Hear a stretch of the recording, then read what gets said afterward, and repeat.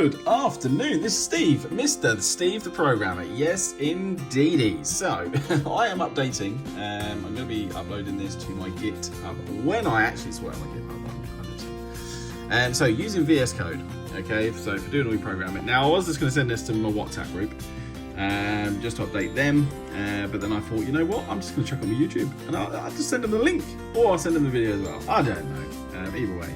So today, rather than do listen to strings and lists, etc. Again, I thought I would create a program that can do a currency converter. Okay, so nice and simple, simply pimply, as I like to say. Actually, I've never said that before. So VS Code. Okay, we all know what VS Code is. If you're watching this video and you're looking at coding, you know what VS Code is. Okay, so I don't have to explain that. If you do, if you don't know, well, gotta learn, man. Go on Google. So I've created a currency file, okay? Put it in its own separate folder, as you'd have been doing already. Now, import requests. What a pain in the ass. Yes, pain in the ass. So if you go down there, pip-m install request, okay? Now, that should just install it for you, okay? It didn't. It did. Couldn't find it. Did pip3? Did I was pulling my hair out, okay? So the joys of Google. Which one was it? It weren't there. It wasn't that one either. I've been through. There it is. So as I was running Windows, pym pip. Sorry, I was literally multitasking looking down the screen. Install Twine. That fixed it, because when I was trying to do the import request, it just wasn't picking it up. As you can see, like, woo, I love my multi one. Brilliant. So yeah, so now that works. So just make sure that works before you write code, because you'll be pulling your hair out, just like me. So I fixed it for you. So if that don't work and the pip3 install don't work, then just do the Twine and that should fix it. Okay, should have had that later. Anyway, so right, this is, I'm going to try and do this super quick now, okay? Because my fellow coders, people, you've been like watching loads of rubbishy videos, actually good videos, but just man, they're long. So talk it in for you. Import requests, number one, first thing to do, okay? Just like if you're doing import math, import this, whatever, import requests, so you can pull the information, okay? Now you're gonna be looking at this, and it's API key and base URL. So go back to the other screen. So I just went on to frequency-api.com. Now API, this one is completely free. It is. And now you're asking me, Steve, what's API? Yeah, I forgot what it actually stands for. So give me one sec. Meaning, one sec. I'm not really multitasking here. So it is Application Program Interface. I knew. Yeah, I knew. Application Programming Interface. So, essentially, all these APIs and keys, etc., you can pull on so you can drag information. So this is a free currency API, okay? So by using your key, so just go on to free currency API, okay? Create an account, it's completely free, yeah? And what it'll do is it'll give you a key, okay?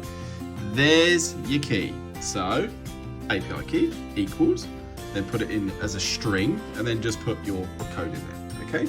Nice and simple.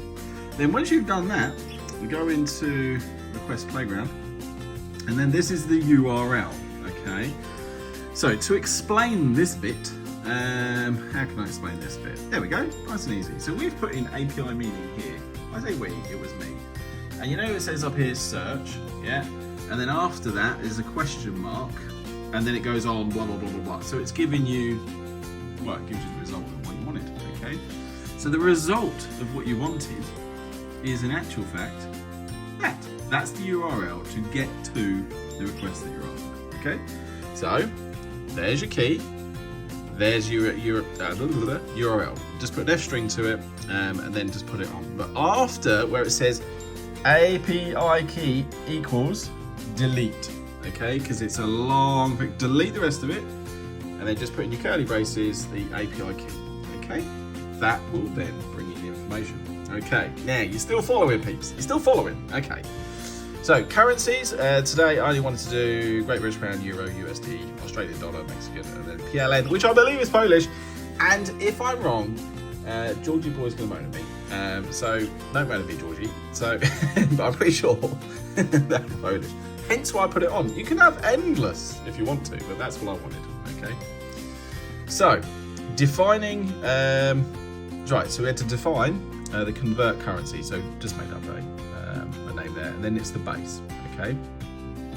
So we learned this the other day with .join. Actually, it was it last night? I think so. I can't remember. So currencies equals, and then you put in obviously the comma, but then we're joining the currencies together. That's in your list here. Okay. So it's joining them all. Yeah, we learned that, people. Gotta keep with it. So the URL in here. So the F string is your base URL. So we've got our URL string here. Yeah. And the base currency equals the base, okay? And currencies equals currency. So it's linking it all together, okay? So the big capitals and then the small, because they're two very different things, because that's obviously your list.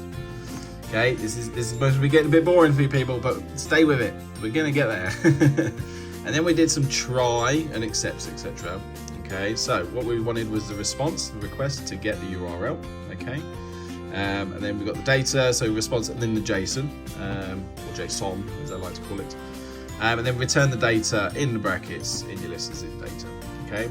Now, obviously, if it doesn't, we then go down to accept, as we know, and then you print. So the user would then have invalid currency.